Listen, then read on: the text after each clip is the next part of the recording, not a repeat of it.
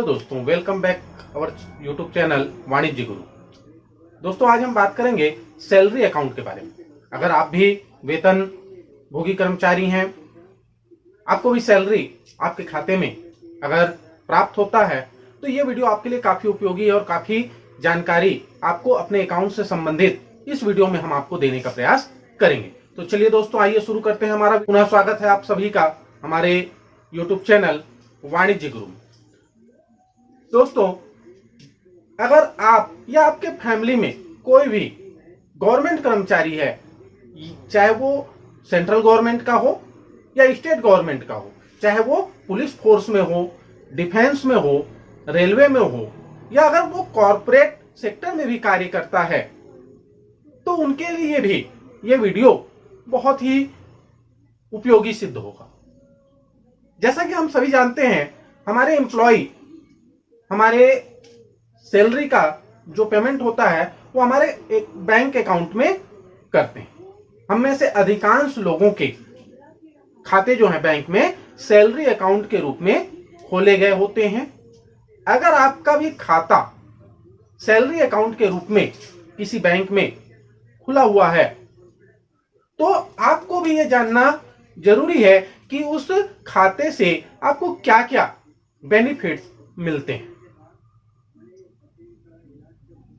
Salary account अगर हम हमारे भारत देश के सबसे बड़े बैंक भारतीय स्टेट बैंक की बात करें तो उसके ऑफिशियल वेबसाइट के अनुसार एक एम्प्लॉय जिसका बैंक में सैलरी अकाउंट खुला हुआ है, उस एम्प्लॉय को पहला बेनिफिट जो मिलता है वो होता है मिनिमम बैलेंस से मुक्ति।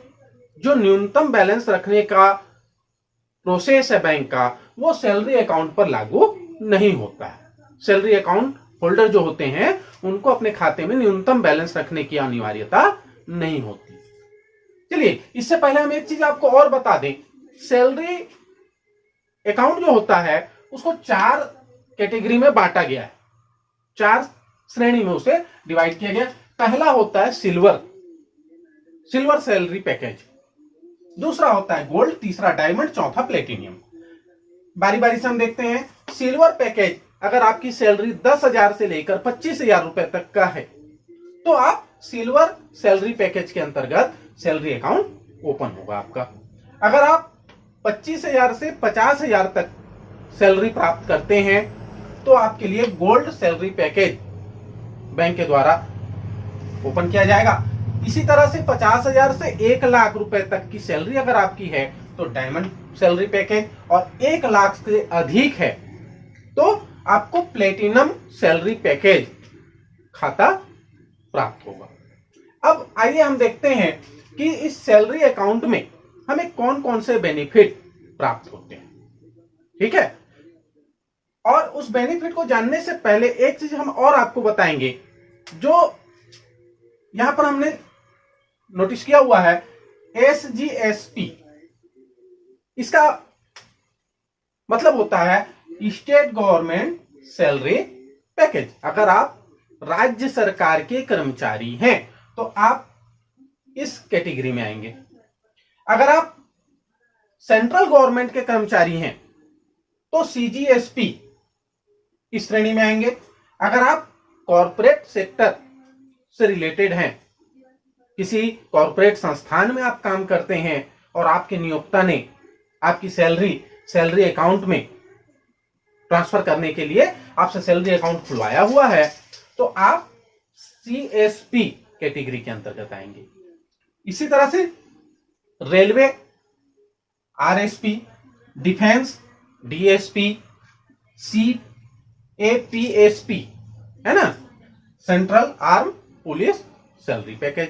जो अर्धसैनिक बल हमारे देश में जो जवान इस कैटेगरी में काम करते हैं वो इसमें आते हैं। ये पुलिस सैलरी पैकेज है, पुलिस फोर्स में जो कार्य कर रहे हैं उनके लिए। और ये लास्ट है तटरक्षक, भारतीय तटरक्षक, जो इंडियन कोस्ट गार्ड होते हैं, वो इस श्रेणी के अंतर्गत आते हैं। यहां पर हम देखेंगे जो फोर्स है, चाहे वो डिफेंस में हो, सेना, नौसेना, वायुसेना, है ना, असम राइफल्स, या नेशनल राइफल्स, तो वो सब जो है वो डिफेंस के अंतर्गत आते हैं। इसी तरह से जो अर्धसैनिक बल है हमारे, केंद्रीय अर्धसैनिक बल, इन दोनों के अलावा बाकी सारे कैटेगरी के जो बेनिफिट्स हैं वो लगभग एक समान है। इन दोनों के बेनिफिट कुछ अधिक हैं, क्योंकि इनका कार्य भी हमसे कुछ अधिक कठिन होता है, देश सेवा में ये लगे हुए रहते हैं, तो इनके मिलने वाले बेनिफिट भी उसी के अनुरूप कुछ अधिक इन्हें प्राप्त होते हैं। चलिए हम बेनिफिट देखते हैं। पहला बेनिफिट होता है मिनिमम बैलेंस से मुक्ति मिल जाती है। दूसरा बेनिफिट यह होता है कि हम अगर हमारे स्टेट बैंक में खाता है, हमारे स्टेट बैंक में एटीएम है, तो स्टेट बैंक या अन्य किसी भी एटीएम में, किसी भी बैंक के एटीएम में हम अनलिमिटेड ट्रांजैक्शन कर सकते हैं। एक normal saving bank account holder जो होता है वो अन्य बैंकों से 3 या 5 फ्री में ट्रांजैक्शन महीने में कर सकता है और उसके बाद उसे कुछ शुल्क देना होता है। लेकिन सैलरी अकाउंट होल्डर किसी भी बैंक के एटीएम से अनलिमिटेड ट्रांजैक्शन कर सकता है। फिर आगे हम देखते हैं, है ना, आगे हम देखते हैं कि जो हम home loan, car loan, personal loan या अन्य किसी प्रकार के लोन लेते हैं, तो यहां पर हम देखेंगे कि इन सबको 50% प्रोसेसिंग फीस से छूट मिलती है। और डिफेंस जो फोर्स हैं, केंद्रीय अर्धसैनिक बल या हमारे रक्षा में जो नौसेना लगी हुई है, उनको 100% प्रोसेसिंग फीस से छूट प्राप्त होता है अगर वो सैलरी अकाउंट होल्डर हैं। दूसरा बेनिफिट यह होता है कि लॉकर, अगर हम बैंक में लॉकर रखा हुआ है हमने, तो 25% लॉकर में हमें छूट मिलती है, लॉकर की जो फीस होती है। आगे हम और बढ़ते हैं, और कौन से बेनिफिट मिलते हैं। अगला हमारा बेनिफिट होता है जो सबसे इंपॉर्टेंट होता है, ध्यान से सुनिएगा, उसमें होता है अगर हम सैलरी अकाउंट होल्डर हैं और किसी कारणवश, ईश्वर ना करे, किसी की मृत्यु हो जाती है एक्सीडेंटल, पर्सनल एक्सीडेंट के केस में, पर्सनल एक्सीडेंट के केस में 20 लाख रुपए हमें बीमा कवर प्राप्त होता है। इंश्योरेंस कवर 20 लाख रुपए का हमें बैंक देती है। अगर एयर एक्सीडेंटल, हवाई यात्रा के दौरान अगर किसी प्रकार से किसी की मृत्यु हो जाती है जो सैलरी अकाउंट होल्डर है, तो उस केस में उसे 30 लाख रुपए बीमा के रूप में बैंक से प्राप्त होता है। जनरली ये सुविधाएं, ये बेनिफिट हमें बैंक से जानकारी नहीं मिल पाती, तो ये आपको जानना जरूरी है कि हमें कौन कौन सी सुविधाएं, कौन कौन से लाभ हमें इस अकाउंट के तहत प्राप्त होता है। अगर हम बात करें फोर्स के बारे में, तो उनके लिए यह बेनिफिट और अधिक हो जाता है। यहां हम देखेंगे डिफेंस या सीएपीएसपी के अंतर्गत जो खाते खुले हुए हैं, उनको पर्सनल एक्सीडेंट के केस में 30 लाख रुपए मृत्यु हो जाने पर प्राप्त होता है। अगर वहीं वो एयर एक्सीडेंट है तो 1 करोड़ रुपए का उनका इंश्योरेंस कवर होता है। ठीक है। इसके अलावा अगर पर्सनल एक्सीडेंट के केस में पूर्ण रूप से विकलांगता आ जाती है, अगर किसी कोई दिव्यांग हो जाता है पूर्ण रूप से, तो वहां पर 30 लाख रुपए का उनको बीमा कवर मिलता है। अगर आंशिक रूप से किसी को क्षति होती है तो 10 लाख रुपए फोर्स में, है ना, तो 10 लाख रुपए उन्हें प्राप्त होता है। यह अधिकतम सीमा है। अधिकतम सीमा इस कैटेगरी के अनुसार मिलता है, जो अलग अलग हो सकता है। सिल्वर वाले के लिए कुछ अलग राशि हो सकती है, गोल्ड वाले के लिए अलग राशि हो सकती है। ये इस कैटेगरी पर डिपेंड करेगा। अगला बेनिफिट हम देखते हैं। अगला बेनिफिट हमें मिलता है हमारा जो एसएमएस अलर्ट हमें प्राप्त होता है वो फ्री हो जाता है, उसके लिए कोई शुल्क हमें नहीं देना पड़ता। जो एटीएम हम यूज करते हैं जिसके लिए बैंक एनुअल चार्जेस लगभग 100 रुपए के आसपास का कुछ चार्ज लगाती है नॉर्मल केस में, वो एटीएम कार्ड, डेबिट कार्ड है ना, वो हमें फ्री में प्राप्त हो जाता है, वो फ्री हो जाता है। ठीक है, उसके लिए हमें कोई शुल्क नहीं देना पड़ता। इसी तरह से एनएफटी के लिए है ना, कोई शुल्क नहीं लगता है, फ्री हो जाता है। अगर हम हमारे इस अकाउंट से ड्राफ्ट बनवाते हैं तो उसके लिए भी हमें कोई चार्ज नहीं देना पड़ता। आरटीजीएस करते हैं उसके लिए भी हमें कोई चार्ज नहीं देना पड़ता। इसके साथ साथ हमें मल्टी सिटी चेकबुक भी प्राप्त होता है, जिसका हम किसी भी शहर में यूज कर सकते हैं। ये कुछ बेनिफिट हैं जो सैलरी अकाउंट होल्डर को प्राप्त होते हैं नॉर्मल सेविंग अकाउंट की तुलना में। आगे और हम देखते हैं और हमारा कौन सा बेनिफिट जो इस अकाउंट में हमें प्राप्त होता है, वो होता है कि हम चाहे तो किसी भी शहर में अपना अकाउंट ट्रांसफर करा सकते हैं।